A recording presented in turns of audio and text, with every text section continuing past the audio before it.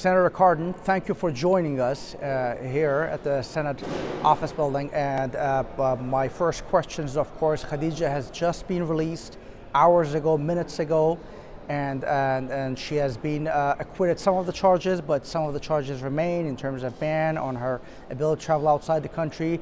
What is your reaction to Khadija's release? Well, first to Khadija, from your friends in the United States Senate, we wish you a very happy birthday. We are so pleased that you are not being held in custody, but we have to underscore that in wishing you a happy birthday, these trumped up charges, you never should have been in prison, and you should have total freedom. You shouldn't be restricted as to your travel now that you've been released from prison. So we want to just underscore, this was wrongful. Khadija was doing her job, which she does very effectively, and it is a repressive regime that imprisoned her.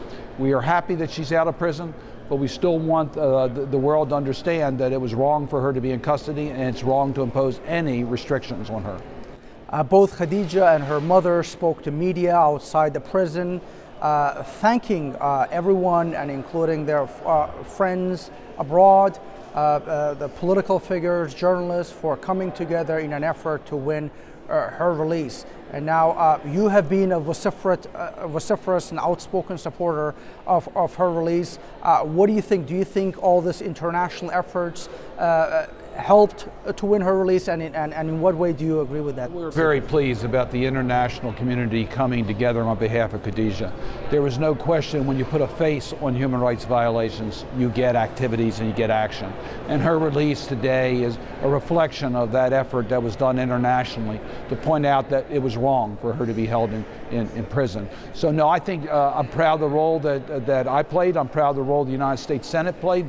Many outside groups have been working very aggressively on this case, and it goes to show that when we join together, that we can get results. Senator Cardin, you're a sponsor of global Magnitsky Act, which seeks to expand the horizons of the original Magnitsky Act to all officials, global officials involved in human rights abuses throughout the world. Could you please, using this opportunity to speak with the audience, tell them about what this global Magnitsky Act is about?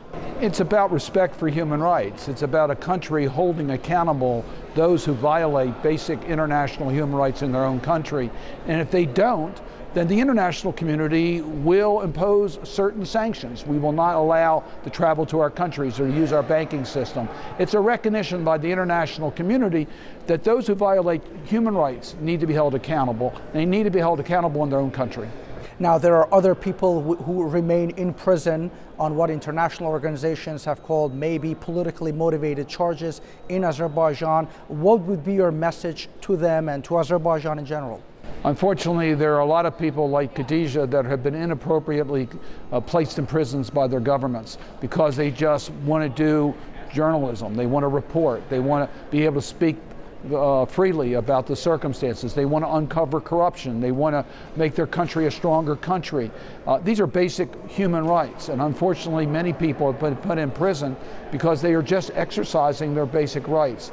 It's wrong, and we're going to put a spotlight on every case that we can and encourage every government to take action to make sure they not only release from prison those who are not properly detained, but also establish the right climate and laws so that you have a free press, freedom of expression, freedom of religion, free and fair elections, that you have the opportunity for opposition to express themselves. These are basic rights that democratic countries need to embrace.